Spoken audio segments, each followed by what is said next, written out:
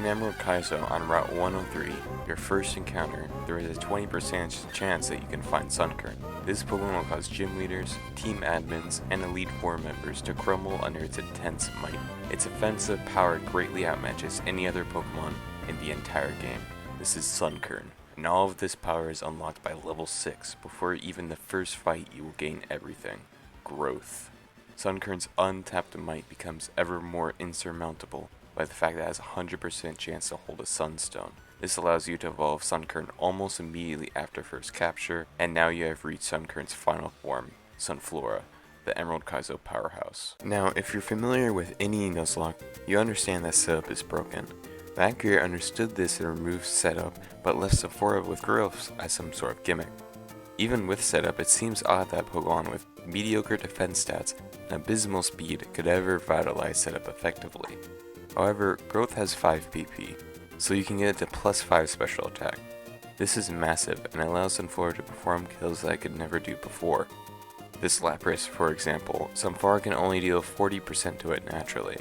However, if you give yourself time to set up and the amount of growths necessary, such as stalling the Pokemon behind it, you will deal over 170% to Lapras, a 300% damage increase. Compare that to some of the heaviest hitting Pokemon in Emerald Kaizo, all of which cannot get access to setup moves like Growth, and you can see the massive difference in comparison.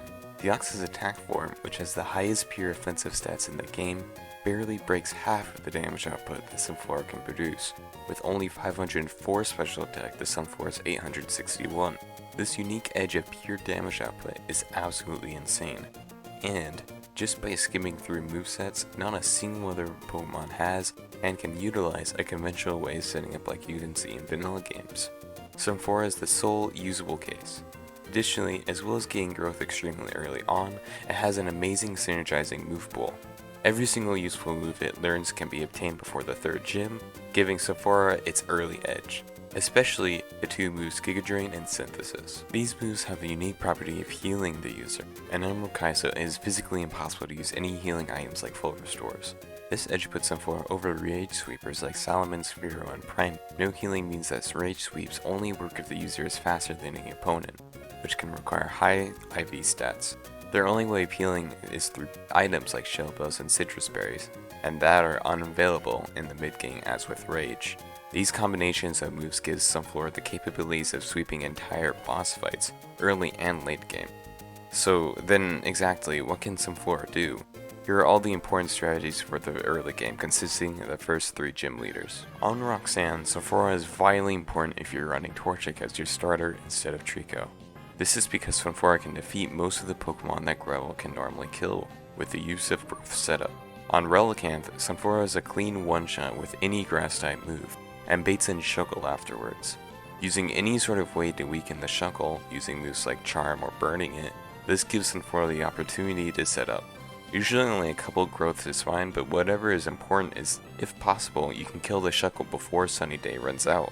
If Shuckle decides to use it, this could potentially allow Sunflora to outspeed the Lunatone with its Chlorophyll ability for a riskless counter, but nonetheless can kill both of them with sufficient use of its healing and attacking moves. On Brawly, by using a series of pivots between Gyarados and a defensive Pokemon that can tank Rock Slide, you can use Intimidate to severely weaken Brawly's lead Pokemon, Hitmontop. This again allows Sunflora the opportunity to set up growths, although it is especially weak to flinches and crits as with most Pokemon on Brawly. Now that it has Mega Drain, it can also start healing throughout the fight, and with enough luck, kill the entire team if successful.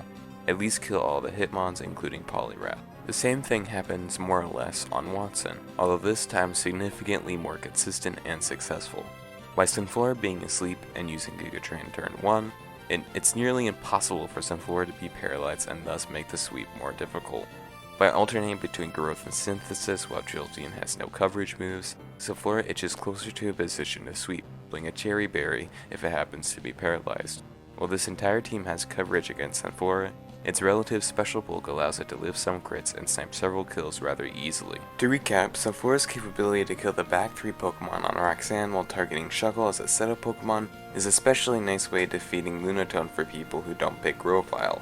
Brawly, while infamously inconsistent, can set up on Hitmontop and chain up kills against Poliwrath, Hitmonlee, and Hitmonchan in that order. Watson, meanwhile, is perhaps the most important, with Sunflora not needing any pivots to pretty well set up on Jolteon and kill Lantern, Ampharos, Electabuzz, Netric, and Raichu in that order. However, after the third gym, people's knowledge of Sunflora's power usually ends here. However, having a mindset of fighting exploitable Pokemon, such as Mattu's Choice Banded Tauros, can allow for even some late game sweeps, especially in the rain splits where many Pokemon fail to have good coverage for Sunflora and thus being weak to grass. The easiest way to set up this sweep is to kill the lead with Blaziken, immediately ban Tauros' Earthquake, and pivoting between Sunflora and an Intimidate user that can easily take the Earthquakes, like Salamence or Gyarados. After a few Intimidates, this low damage output from Tauros gives Sunflora all the time needed and enough growths for the sweep, being able to heal off the Earthquake damage taken. After enough growths needed to kill the Pokemon in the back, Sunflora can kill the Tauros, immediately baiting in Wailord and then killing the Wailord, which is slower than Sunflora, and being in Kingdra, which can also die due to Kingdra not dealing enough damage. Additionally, and perhaps the most entertaining part about Sunflora, is that it can perform several sweeps on the Elite Four. Known for its prevalent PP style with Slowbro, the two pair up extremely well and thus gives Sunflora a lot of opportunities to sweep, allowing it to kill 4 Pokemon on both Phoebe and Glacia. However, with Glacia being actually difficult, this is perhaps the best part about Sunflora and is a great option for this. This is the unique capability. Glacia is pretty well known for being run-ending due to, a certain someone with a lot that could go wrong and every turn and a lot of critical hits and freezes that needed to be avoided. And generally, with Ludicolo and Sunflora dealing with the same Pokemon, Sunflora does actually way more. And there's no doubt in my mind that Elite Four teams would much prefer Sunflora over Ludicolo due to its greater success and lower risk. Well, then what exactly does it do? If you want to see this Sunflora strategy done in full as well in more detail, I've already done this before and it's linked above. Though as aforementioned, Sunflora can set up a growth sweep on a Dugong that has been pushed to struggle, and easily one-shot every single Pokemon left alive in the back. But Lapras is a problem. It's faster than you and you can fire an Ice Beam that will almost kill you. This Ice Beam can either crit or freeze, but the former can be game ending. If neither happen, then you've just won Glacia, or lands a freeze which can make Swampert less consistent. It rounds to around 7.8% chance to win, but if you burn, it's 6.25% chance. These are great odds, really. Compared to Ludicolo or any other Elite Four team, these are amazing odds versus Glacia. If you want Ludicolo to counter several Pokemon in Glacia's team, we'll be looking at lose rates around above 20% chance. But what exactly makes Ludicolo just so undesirable by the end of it? Despite being a guaranteed encounter, which means you almost always have one alive for the Elite Four, it's just not that great. The first part about Ludicolo is that it's inconsistent. It relies on its abilities to make up for its lackluster stats, and abuses the fact that Glacia has permanent rain set up in her battle. In reality, it actually just has 2 abilities and a 50-50 chance to be either one, with one significantly better than the other, meaning that all Ludicolos can't do the same thing. The first ability, Swift Swim, doubles your speed in rain, while the second ability, Rain Dish, will slowly recover Ludicolo's HP, like leftovers. They're both okay, but there's a huge difference between the two.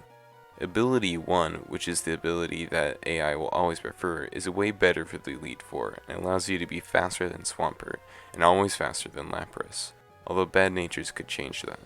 The unique role of being the only grass type being able to outspeed Swampert is great, but with Rain Dance, it usually is not that important except for Lapras, and it doesn't help that much to begin with.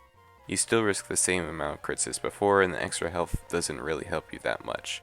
Its only advantage is outside of the Elite Four, where it's irrelevant, and it's not necessarily the ideal ability. Nonetheless, the result of a weak offensive move and bad offensive stats means that it's taking many hits. Eventually it will land a critical, not to mention the spikes damage that it constantly has to switch in on. Taking the Glacia fight in a vacuum, Sunflora is far more consistent, and the IV requirements necessary to do so are very relaxed, whereas Ludicolo faces increasing problems the worse it is. It's enough to say that what was originally a strategy thrown around as a joke has been successful enough to be used twice in winning Elite Four runs, and originally bringing Ludicolo, which is thought to be a necessary evil, has begun to drift away. In conclusion, Sunflora can do a surprising amount of things for its previously unusable stats. It goes to show what power that setup can really have in a Nuzlocke. and how almost any Pokemon in the set can be absolutely game-breaking. And sure, there are a lot of Pokemon in Emerald Kaizo that are, by definition, better than Sunflora, especially in the mid-game onwards after Watson, when Sunflora falls off considerably. Its bad typing, usually unusable ability, and mediocre to horrible stats make up for its move pool, but nonetheless is one of my favorite Pokemon to use and play around with. It's about your favorites after all. Why I play this game is to root for the underdog and give unappreciated Pokemon their competitive edge in Nuzlocke, especially hard ones like these. Thank you for watching the video. Like, subscribe, and comment if you liked the video, dislike if you didn't, and have a nice day.